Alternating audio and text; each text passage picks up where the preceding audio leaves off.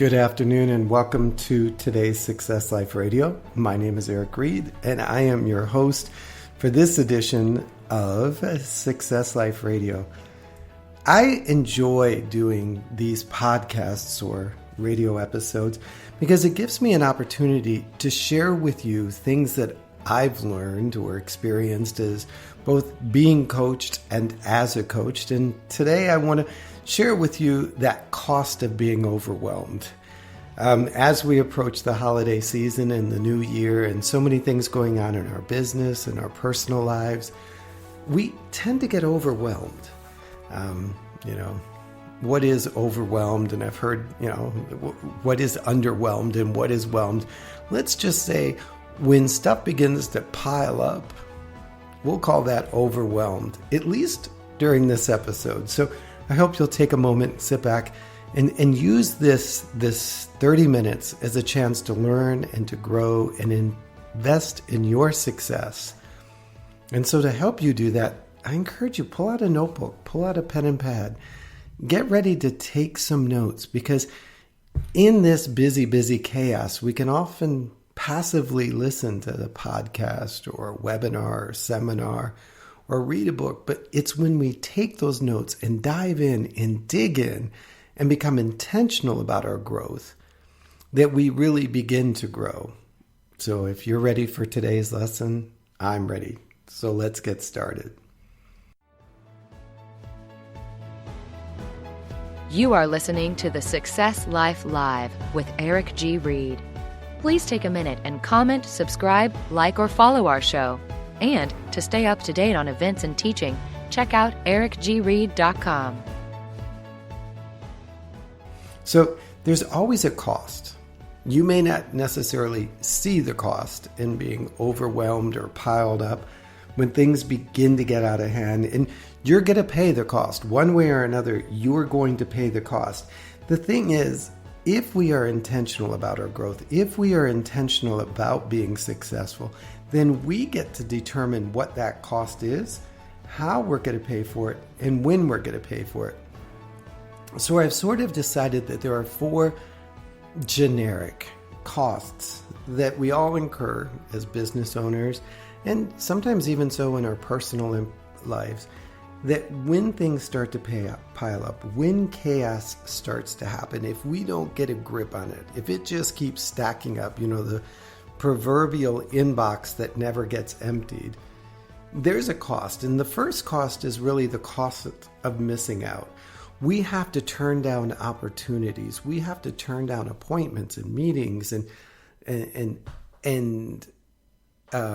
connections because we're so buried. We're so under the old stuff that we can't see or take advantage of the new stuff that's in front of us. And so I often call that the cost of missing out. What is it that you're missing out because you're so busy being stuck in other stuff that all of the junk that didn't get done yesterday, last week, last month, last year, the last 10 years is still piled up on the corner of your desk and the cubby holes of your life, whatever you want to see it as, that you can't see forward and you can't take advantage of things that are in front of you because of what's currently going on in you. And so that cost of missing out. And the second one is there's going to be, hiring staff. It costs us money. It costs us resources. The money that we earned, we have to now allocate to somebody else to catch up the work that we didn't get done, couldn't get done, got stuck behind. Now that can be a positive or negative. I would rather pay somebody to do some of the mindless things. I am not somebody that likes to create forms online or create exercise worksheets. I'll tell you what the worksheet should be. I'll tell you what the 10 questions to include in it. But if you make me make all those little boxes and squares and check mark things, I'll lose my mind. But if it doesn't get done, I don't get to move ahead. So what becomes the choice? Do I hire somebody, the cost of hiring somebody? Or do I get bogged down in it that I don't get to do what I do naturally and better, which is creating content, creating ideas, connecting with clients and opportunities, and showing them how to connect to other opportunities. So yes, there is a cost in hiring somebody, but sometimes I'm willing to pay that price. When I first began, I didn't have that choice. I remember telling people about my desk when I was running a real estate brokerage. I had two desks. Now, the chair sat in the middle, and I would just spin facing desk one, and then I would spin around and face desk two. On desk one, I was the realtor. I was the lead generator. I was the rainmaker. I was the contractor. I was doing everything that a traditional agent would be to create the income for the business. And then on desk two, I was doing all the administrative stuff to keep the business going. I was doing paying at the light bills and paying at the insurance and cutting checks and all of the administrative tasks. And I kept the desk separate, so to speak, physically, but also mentally, because there was going to be a point that I was going to trade off one of the desks.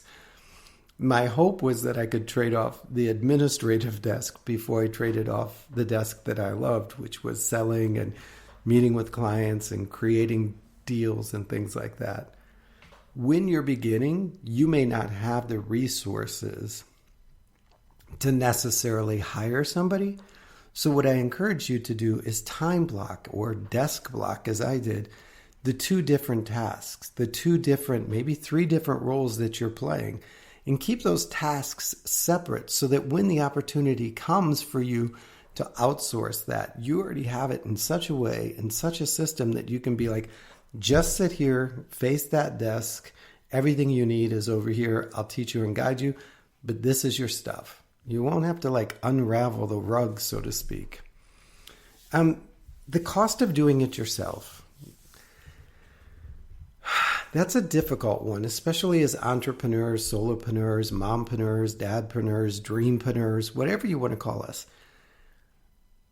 I am a person who loves to work. I know that sounds really weird and crazy, but if there's a choice of watching something on Netflix or being in my office, writing or designing or creating or just studying, I'll be in my office. I don't know what it is. My family knows I'm a workaholic. My family knows that when I'm working, it's my happy place. And I have to be very intentional about disengaging and participating in non-work things. I have it in my schedule. I've learned over time to discipline myself, to disconnect, and to be intentional about disconnecting. And there is that cost of doing it yourself, that when we're starting out, we can work 24/7, 365 and feel sometimes like we're not making progress. It's that in your business, on your business dilemma. And so there is a cost of doing it yourself. And in paying that cost, you have to be very, very aware that other people are really paying for it. If you're in your office and you're working in after hours or on the weekends, your family, your friends, your faith, your health may be paying that cost. And I'm okay. I understand as a coach that sometimes you have to pay that cost. Sometimes you got to be the guy that's painting the walls and laying the carpet to open the office. But you also have to be able to structure it in a way that you have a timeline that for the next month, for the next week, for the next 8 hours, this is where I'm going to be. I've learned to ask permission to go outside of my work schedule, to use time that's not considered working hours to be in my work environment, from my family, from my friends, from the people who are not part of my job and my work. And I'll often say, I've got a lot of things going on this weekend. I'd really like to get this done. If I get up early and I work until noon, is that okay? Then we can go to the park, go to the mall, go to do whatever the family activity is. I let them know that I'm willing to make sacrifices, getting up early on a Saturday, working hard for a few hours. In exchange, I'm willing to stop at this time and do that. So understand there is a cost to doing it yourself. And it's going to be part of what you've got to do. But you've got to avoid the burnout as well. When you're going 24/7, 365 every day without seeing an end, without seeing a break, you're going to lose in the long run. You know, I've worked with some very, very highly successful people in multiple industries that would be considered the top of the top, that, are in that Tesla driving sort of Rolls Royce caliber. And they come and they say, I have nothing in my life. Because externally, they've got it all. They got the house, they got the car, they've got the long vacations in Europe. They've got it all. But they have nothing because they took 100% of who they were and devoted it to like 10% of their life. They gave such a small fragment of who they were to their family and to their fitness and to their faith and to their social supports, that when they left that area that they were extremely successful, whether it's business or music or sports or whatever it is, when they left that arena, when they closed that door, there was nothing on the other side of it waiting for them. And so be cautious. When you are willing to pay the cost of doing it yourself, that's noble. That's great. We talk about bootstrapping and going the extra mile and digging in deep when others are willing to give up.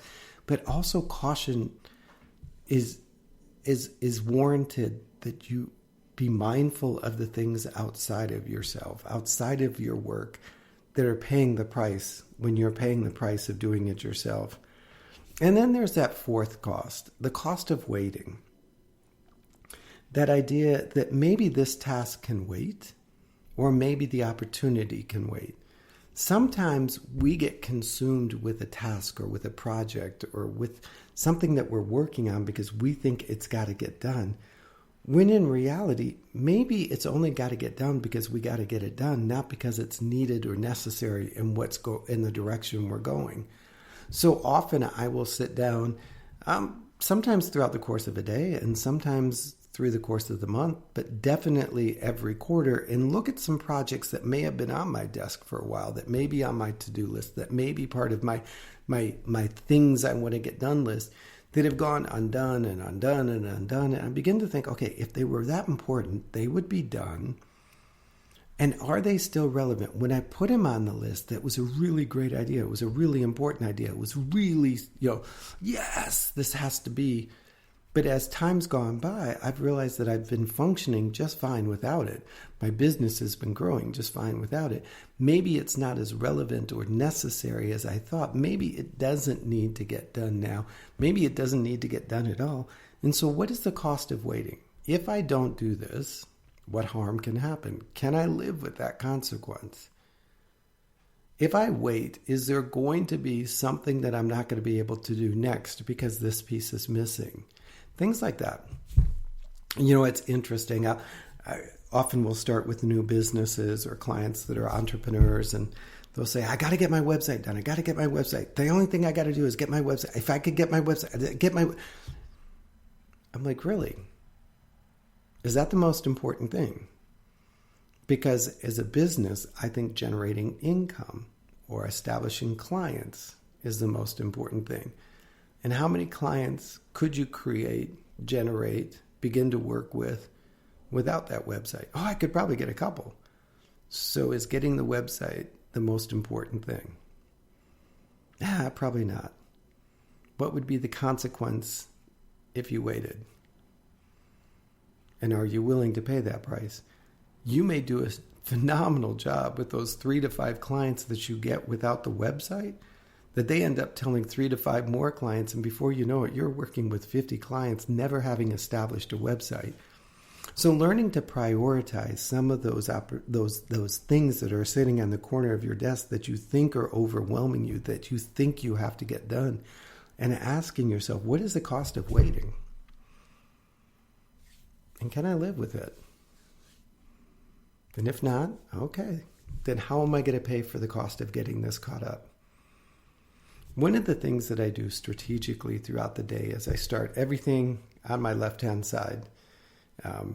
Anything that I've got to read, anything that I've got to review, any mail that's come in, like all the stuff that I got to be aware of or go through starts on my left-hand side. And as I go through the day, as I go through my projects, as I go through my work, it moves from left to right. Left to right. So obviously the goal is at the end of the day to have nothing on the left, everything on the right. Now you're going to say, what about online projects and things like that? I actually have like those things printed out, the to-do list and the task list printed out. And so that printout is on the left-hand side. But just, let's not be super analytical. Let's just understand the process. So everything that's on the left needs to end up on the right. If it doesn't end up on the right at the end of the day, that's a great chance for me to sit back and go, okay, why didn't this get done? Did it need to get done? Does it need to show up on my desk tomorrow? Or should it be eliminated? So that by the end of the day, if it is done, it's on the right. If it isn't done, it's on the left and it's under review. So when I come in the next morning, only the new, and obviously new stuff goes to the bottom of the pile. Yesterday's stuff is on top. So what wasn't finished yesterday gets addressed first. And then I go through it. It's interesting over time how little is left at the end of the day, because throughout the day, I'm prioritizing tasks. I'm reviewing tasks. I'm offloading tasks. I'm sending them off to other desks, or I'm sending them off to other people, or I'm determining that waiting is okay and it gets moved to a weekly, monthly, quarterly kind of log place. So again, I understand that we're all going to be overwhelmed. We're approaching the end of the year, the end of the month, the end of the quarter. Like all of this end of stuff energy mixed in with holidays is making a huge commitment to our time and our resources. And as that pile begins to grow, understand that there's going to be a cost. And part of that cost as business owners has to be calculated and dealt with.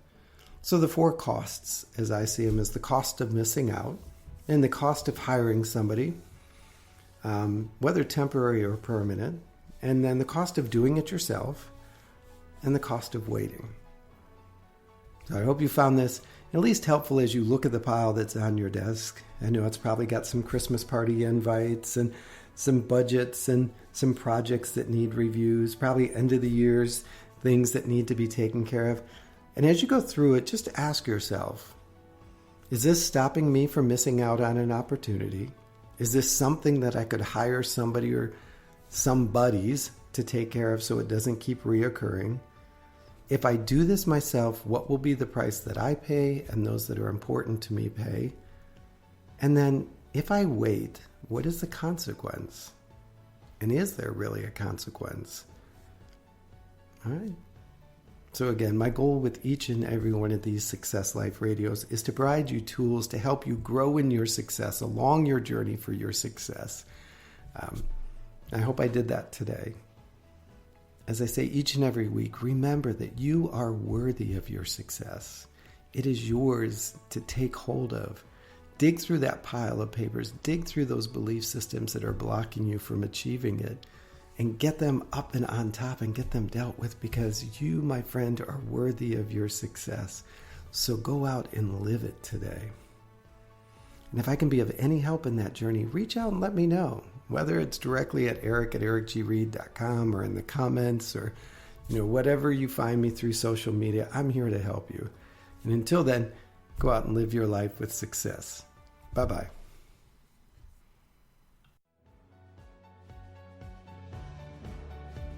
You've reached the end of another episode of the Success Life Live with your host, Eric G. Reed. Remember to stay connected with us at ericgreed.com for updates on events and teaching. Till next time, go out and live your life of success.